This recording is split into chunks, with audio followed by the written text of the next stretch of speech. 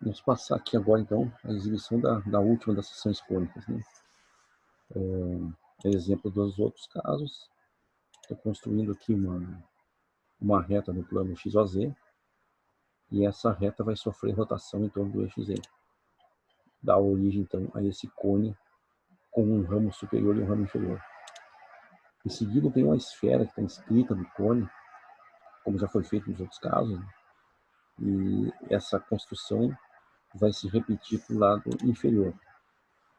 Quando essa esfera toca no cone, ela tangencia, toca no cone ao longo dessa curva que nós provamos já ser uma circunferência. Em seguida, eu estou pegando um ponto na esfera tangente ao cone, mas esse ponto não está posicionado numa situação aleatória, né? Ele tem uma propriedade que é a seguinte: se eu pegar um plano passando por esse ponto e tangenciando a esfera, ele vai ser necessariamente paralelo ao eixo Z. E vice-versa, né? Se for paralelo ao eixo Z e conter esse ponto, esse foco, né? Então necessariamente vai ser um plano tangente. Bom, aí em seguida, eu estou pegando o simétrico do ponto desse foco em relação ao plano XY. Então significa que a terceira coordenada desse ponto só mudou o sinal e passou a ocupar digamos assim, o andar de baixo do cone, né? E aí, em seguida, eu construí uma circunferência abaixo do plano XY, que é o simétrico. Todos os pontos dessa circunferência são simétricos da circunferência de contato lá do andar superior. E agora é desenhado, então, aqui esboçado para vocês, a seção cônica conhecida como hipérbole, né? Ou seja, essa curva é a interseção do cone com um plano que é paralelo ao eixo de simetria do cone. Ocorre que, como esse plano é tangente à esfera nos dois pontos chamados focos, então ele vai obedecer uma propriedade métrica que é muito interessante, né? Lá no andar superior, na curva do andar superior, agora, no ramo superior da hipérbole, eu peguei um ponto T2. E nós vamos mostrar agora, exibir aqui, né? Não vamos mostrar, não vamos demonstrar aqui, né? A demonstração seria de uma outra maneira, né? Mas só para exibir para vocês que a definição de hipérbole provém dessa situação, né? Então eu construí dois segmentos a partir do ponto P1.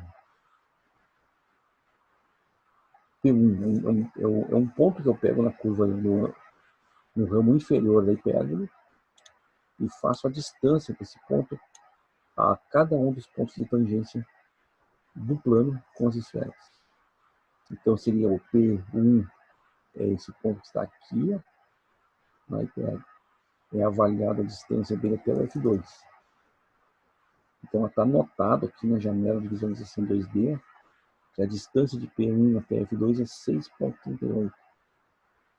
E aí depois se faz a distância desse mesmo ponto até o segundo ponto de tangência.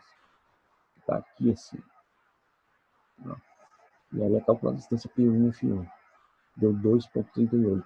Bom, o que vocês vão observar na animação que vai ser construída logo em seguida, vai ser inicializada logo em seguida?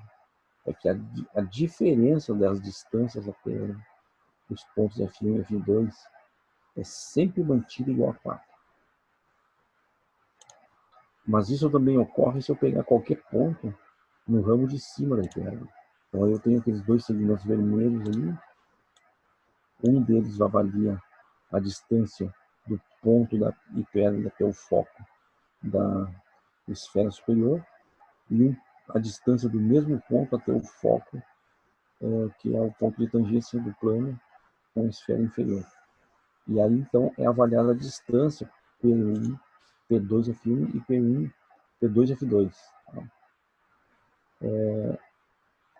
Aqui eu vou. Aqui só aproveitar e corrigir.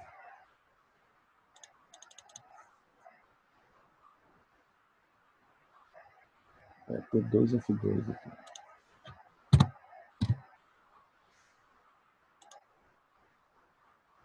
Então, ó, o P2F1 e o P2F2, se fizer a distância entre os dois, sempre dá 4 também. Então, o que isso vai estar ilustrando? Né? O que essa animação vai estar ilustrando? É que a diferença em valor absoluto da distância de qualquer ponto de pedra, das distâncias de qualquer ponto de pedra, dos pontos F1 e F2, é muito constante. Nesse caso aí, sempre igual a 4. Vamos animar aqui para vocês perceberem que o comprimento dos segmentos vai mudando, mas a diferença entre os comprimentos é sempre igual a 4. Então, isso aí descreve, possibilita para nós obtermos uma equação em coordenadas cartesianas para essa hipérbole e, posteriormente, uma equação em coordenadas paramétricas.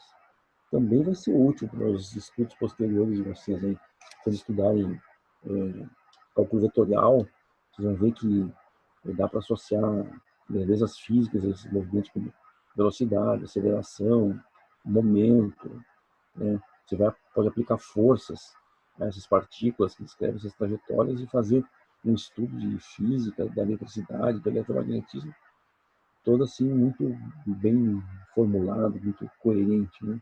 E que já produziu grandes efeitos aí na tecnologia. Né?